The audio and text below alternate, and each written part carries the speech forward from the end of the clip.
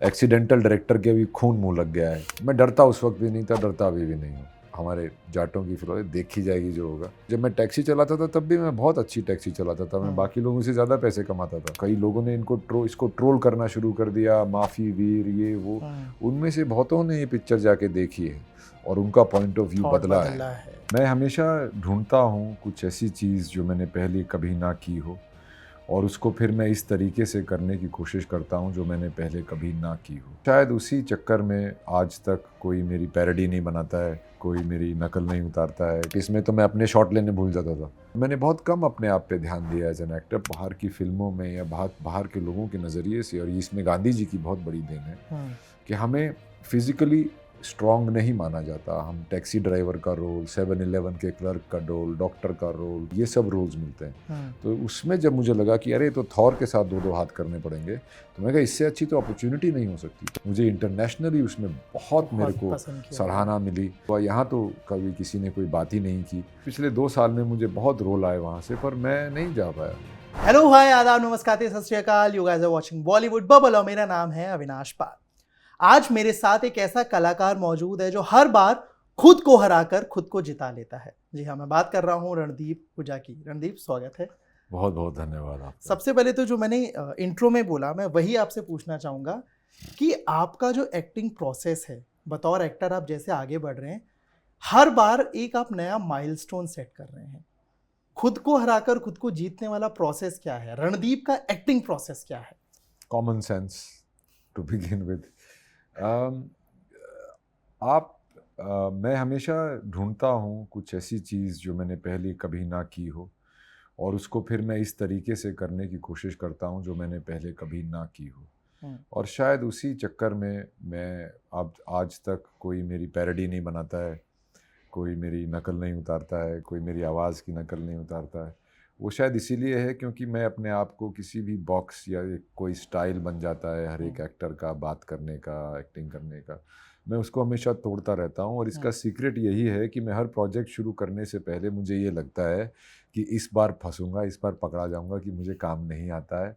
तो मैं हमेशा ज़ीरो से शुरू करता हूँ और वो शायद एक चीज़ है जो कि, और हर एक प्रोजेक्ट का, हर एक रोल का एक अपना चैलेंज रहता है। Physical challenge, mental challenge end of course other emotional challenges. तो हर एक को एक नए तरीके से लेके एज़ इफ़ कि मैं पहली बार कर रहा हूँ। वो मेरा शायद एक प्रोसेस है as an actor in choosing and executing the things. और प्रोसेस एज़ एन एक्टर तो यही है, आप सिर्फ़ एक ऑब्ज़र्वेशन और इमेजिनेशन पे डिपेंडेंट रहते हैं और आप उसको कितना अच्छी तरह से जगल कर सकते हैं और कितना उस एक बनावटी सच्चाई में बिलीव कर सकते हैं, वही आपका एक जीत होती है। आपने चैलेंज का जिक्र किया। बतौर एक्टर सबसे ज़्यादा चैलेंजिंग फिल्म या कैरेक्टर कौन सा रहा, physically and mentally? I think आज तक का तो मेरा सबसे ज़्यादा चैलेंजिंग सावरकर साहब का कैरेक्टर ही रहा है। ना ही सिर्फ उनकी एक रेडिकल सोच थी, ना ही सिर्फ उनका एक बदन था, एक गात था जो कि मेरा नहीं था। मैं हरियाणवी जाट, यूजुअली हैवियर, वो था। फिर वैनिटी को आपको छोड़ना पड़ता है अगर आप ऐसे रोल करते हैं, जो कि एक्टरों के लिए काफ़ी मुश्किल हो जाता है।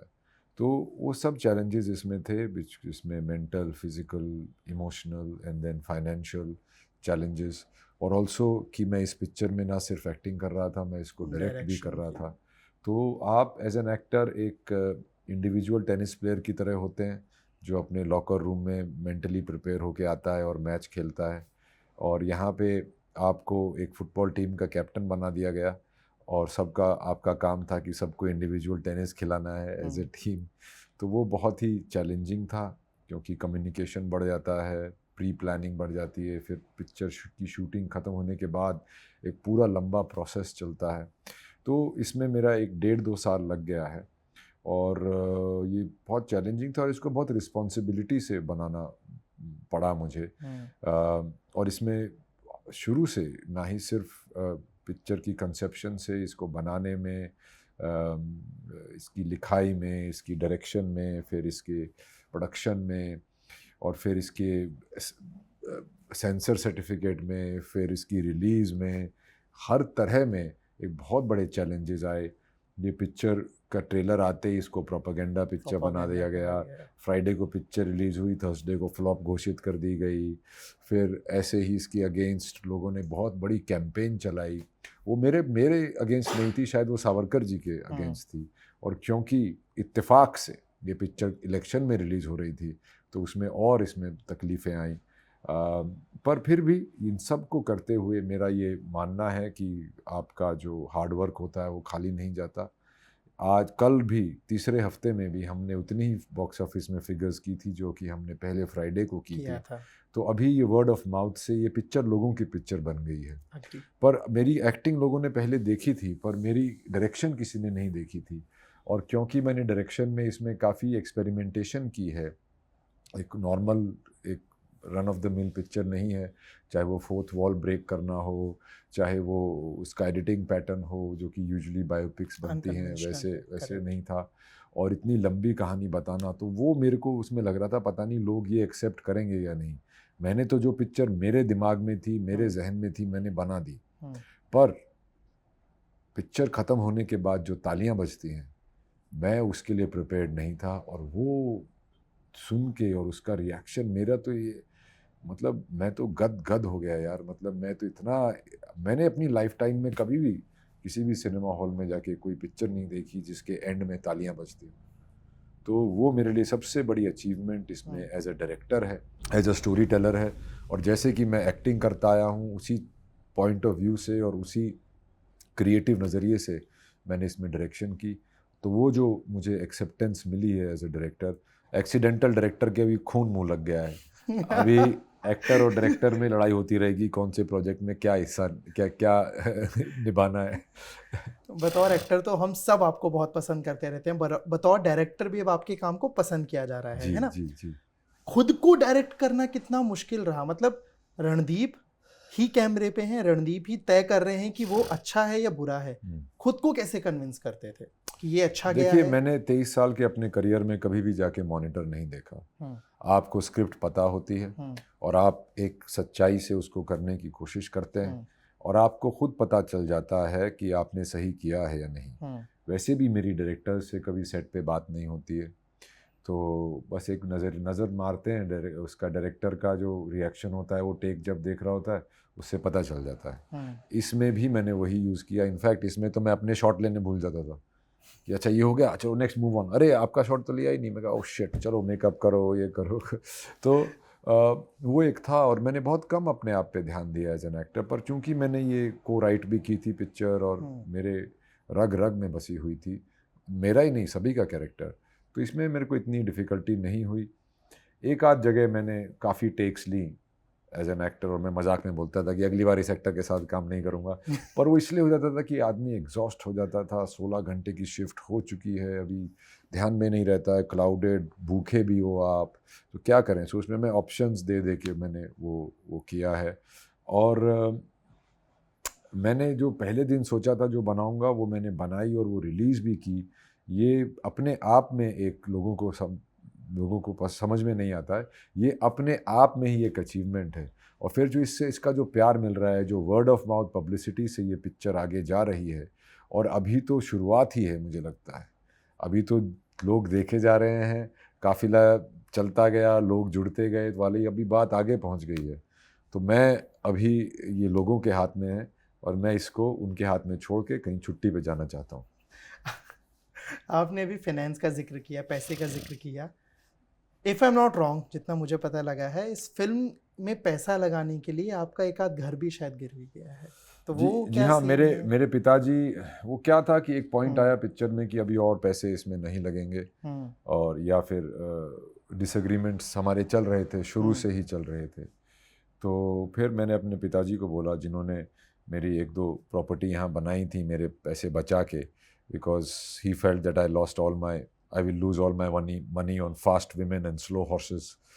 तो उन्होंने उसको बचा के जो कुछ प्रॉपर्टियाँ मेरे लिए खड़ी की थी, तो मैंने उनसे बोला, मैं कहा पापा ऐसा है कि अभी मैं यहाँ बीच में फंस गया हूँ और मेरे पास और कोई चारा नहीं है। सभी लोग बोलते हैं कि अपने पैसा डाल के पिक्चर नहीं बनानी चाहिए, तो मेरे पास और कोई चारा नहीं है, तो आप क्या बोलते हैं? मुझे तो लगता है कि तुमने बिल्कुल ज़्यादा सोचा नहीं। बोले ठीक है, तुम्हारे इतनी मेहनत के लिए और सावरकर जी की इस फिल्म के लिए इमीडिएटली उन्होंने बैंक से कांटेक्ट करके वो दाव पे लगा दी।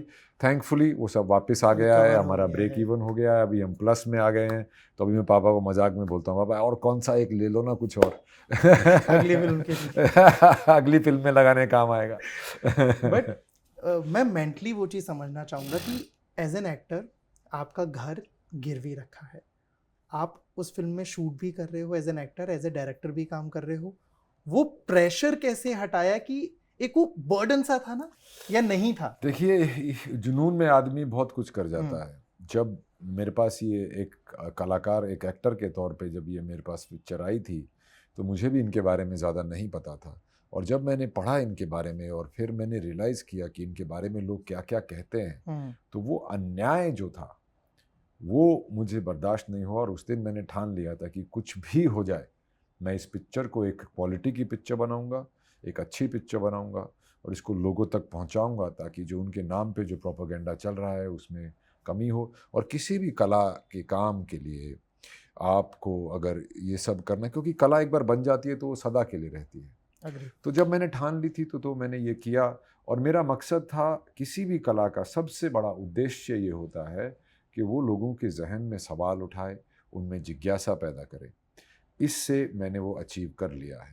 इतनी कॉन्वर्सेशंस चल रही हैं सावरकर जी के नाम पे, इतनी, मैं उनके वहाँ स्मारक गया था अपना भगूर में, जहाँ पे उनकी पैदाइश हुई थी। वहाँ पे वो इक्का दुक्का उनकी किताबें बिकती थी। बोले सर आपसे, जबकि आपसे पिक्चर आई है, लाखों के ऊपर हमारी सेल हो गई है। तो इतने लोग उनके बारे में पढ़ रहे हैं, उनको वापस वो एक उसमें आ गए हैं। और इससे बड़ी बात क्या हो सकती है? और जिन्होंने भी, कई लोगों ने इसको ट्रोल करना शुरू कर दिया, माफ़ी वीर ये वो, उनमें से बहुतों ने ये पिक्चर जाके देखी है और उनका पॉइंट ऑफ व्यू बदला है। इससे बड़ी उपलब्धि क्या हो सकती है यार?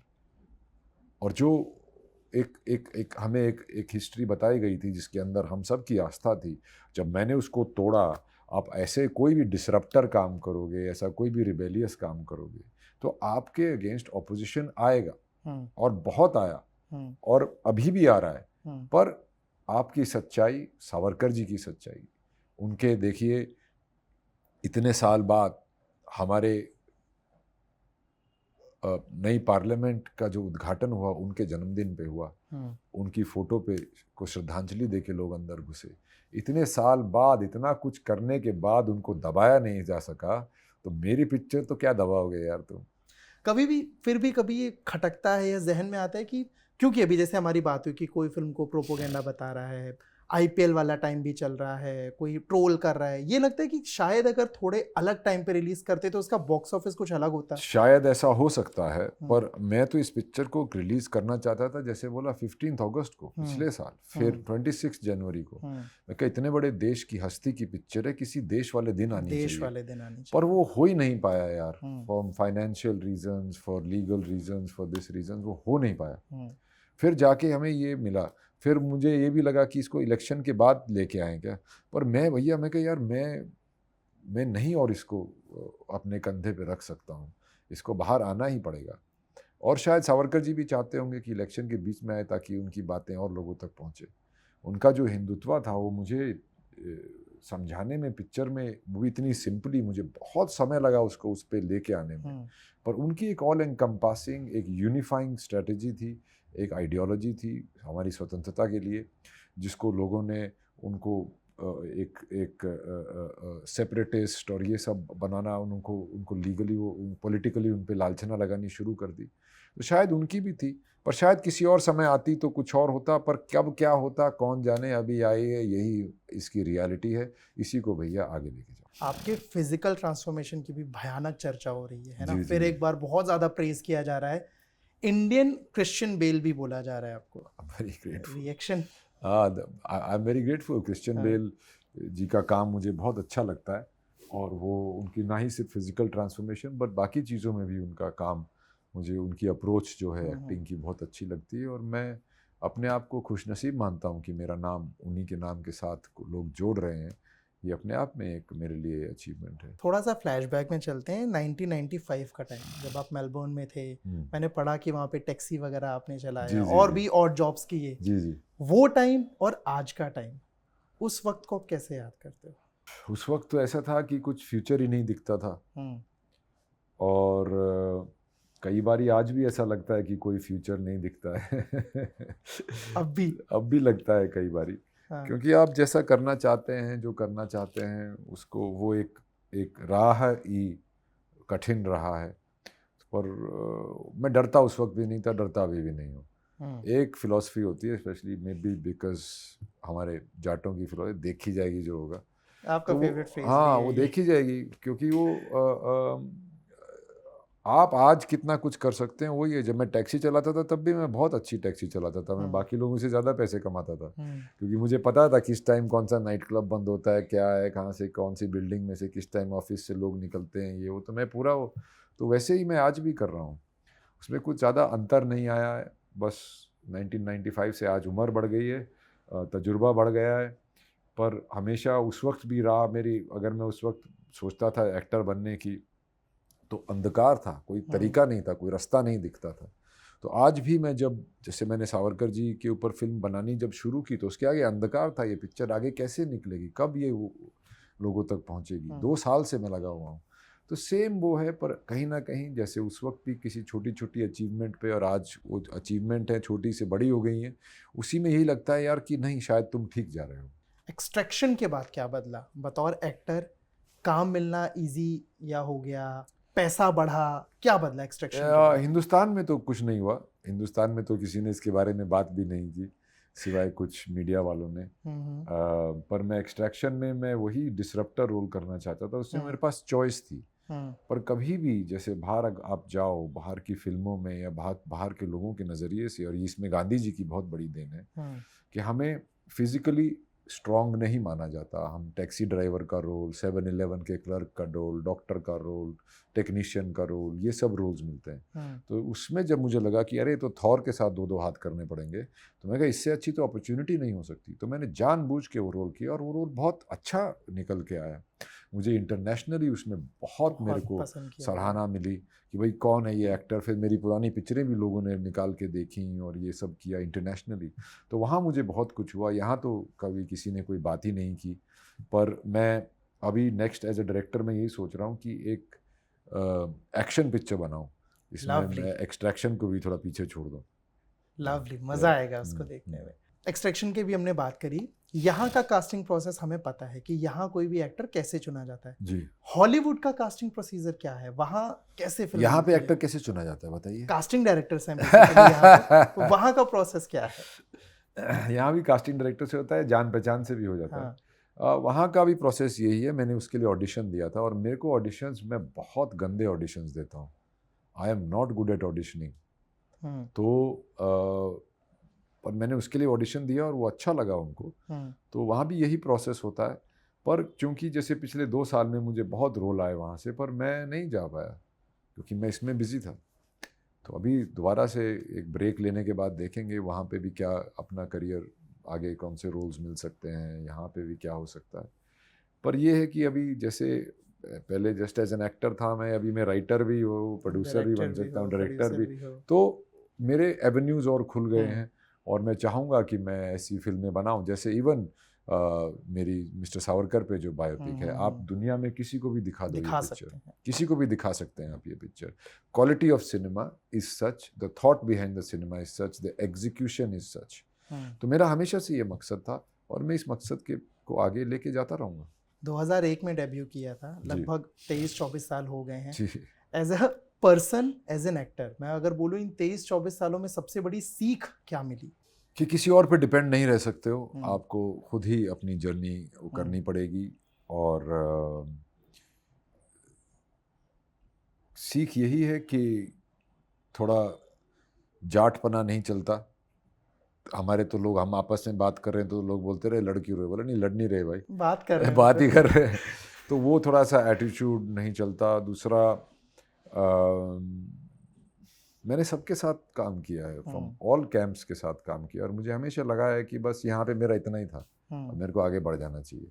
वो शायद मेरे को और एक जगह टिक के ज़्यादा काम करना चाहिए। बट सीख यही है, उस वक्त भी मेरी सीख ये थी, उस वक्त भी मेरी चाह ये थी कि कुछ अद्भुत करके जाऊँ, और उसी में मैं लगा हुआ हूँ। और हर बारी जो स्पेशली सावरकर साहब की बायोपिक के लिए जो मुझे रिएक्शन मिला है, मैं अपना इनबॉक्स नहीं खोल पाता हूँ, क्योंकि इतने मैसेज आते हैं कि मेरा फ़ोन हैंग हो जाता है। इतने लोग मुझे कॉम्प्लीमेंट नहीं देते, एसेज लिखे हुए हैं सर मेरे पास। सबसे अच्छा कॉम्प्लीमेंट किसका मिला अभी तक सावरकर पर, कोई याद है? बहुत लोगों का है, बहुत, किसको मैं सिंगल आउट करूं, पर कॉम्प्लीमेंट सबसे बड़ा ये है कि हमने रणदीप हुड्डा को नहीं, सावरकर जी को पर्दे पे देखा है। और दूसरा, जो मेरी पिक्चर ख़त्म होने के बाद एज अ फिल्म मेकर जो मेरे को तो तालियां बजती हैं, चाहे वो एक बहुत ही एक्सक्लूसिव सिनेमा में हो या नॉट सो एक्सक्लूसिव सिनेमा, हर जगह, तो उससे ऊपर तो कुछ नहीं है भाई। अपकमिंग प्रोजेक्ट्स क्या क्या हैं? जैसे एक आपने बोल दिया, एक तो आप इंग्लिश वो एक एक्शन हार्डकोर एक्शन बनाने का प्लान कर रहे हो। हाँ, वो मैं डायरेक्ट ही करूँगा। हाँ। पर अभी मेरे पास 1-2 बायोपिक्स की ऑप्शन है, और मैं उनसे निकलने की कोशिश कर रहा हूँ। मैं रोज़ बहाने लगा देता हूँ कि यार ये प्रॉब्लम है, वो प्रॉब्लम है, पर देखेंगे उसको।